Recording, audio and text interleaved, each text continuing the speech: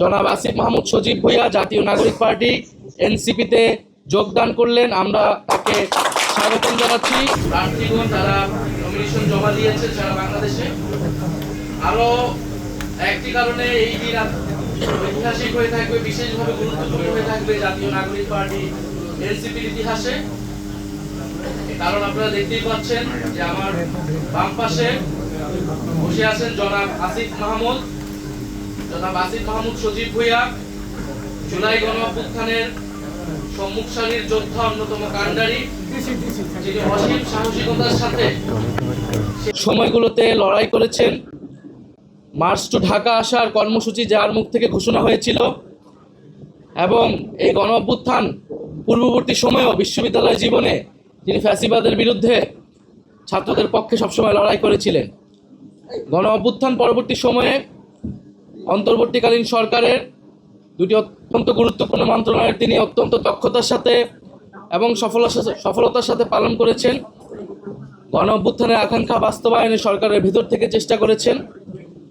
উনি পদত্যাগ করেছেন সরকার থেকে। আজকে আনুষ্ঠানিকভাবে জনাব আসিফ মাহমুদ সজীব ভুঁইয়া জাতীয় নাগরিক পার্টি এনসিপিতে যোগদান করলেন। আমরা তাকে স্বাগতম জানাচ্ছি, অভিনন্দন জানাচ্ছি। আমরা আশা করব আসিফ মাহমুদ সজীব ভুঁইয়ার সাথে আমাদের এই পথ চলা পুরাতন দিনগুলোর মতোই সামনের দিনগুলোতেও আমাদের যে লক্ষ্য, আমাদের যে উদ্দেশ্য, সেটা বাস্তবায়নে সহায়ক হবে এবং আসিফ মাহমুদ সজীব ভুঁইয়া তার যে রাজনৈতিক প্রজ্ঞা, দক্ষতা তিনি এর আগেও দেখিয়েছেন, সেটা তিনি ধরে রেখে বাংলাদেশের মানুষকে একটি সুন্দর সমৃদ্ধ পরিবেশ উপহার দিতে পারবেন।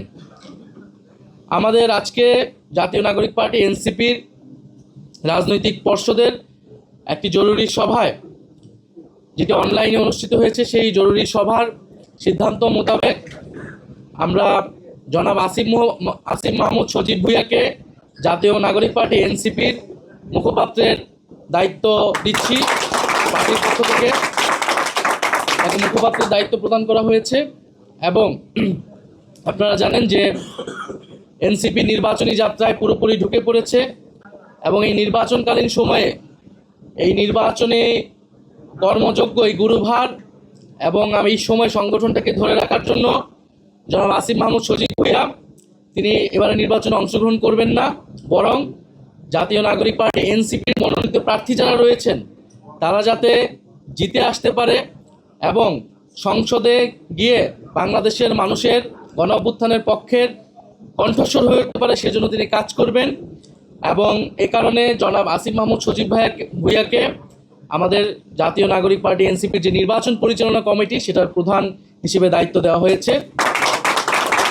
আমাদের যেই নির্বাচন পরিচালনা কমিটিটি হয়েছিল, যেটার প্রধান নাসিরউদ্দিন পাটোয়ারী ছিলেন, যেহেতু তিনি নির্বাচনে অংশগ্রহণ করবেন, তিনি দায়িত্বটি ছেড়ে দিয়েছেন এবং আমরা আসিফ মাহমুদের কাছে এই গুরু দায়িত্ব হস্তান্তর করছি এবং এই পুরো কমিটিটা পুনর্গঠন হবে। যারা নির্বাচন করবে না এই সময়টাতে সংগঠন এবং নির্বাচনের কাজে মনোনিবেশ করবে, তাদেরকে নিয়ে আসিফ মাহমুদ সজীব ভুঁইয়া এই গুরু দায়িত্বটা তিনি গুরু দায়িত্ব দিবেন এবং নির্বাচনকে তিনি নেতৃত্ব দিবেন দলের পক্ষ থেকে।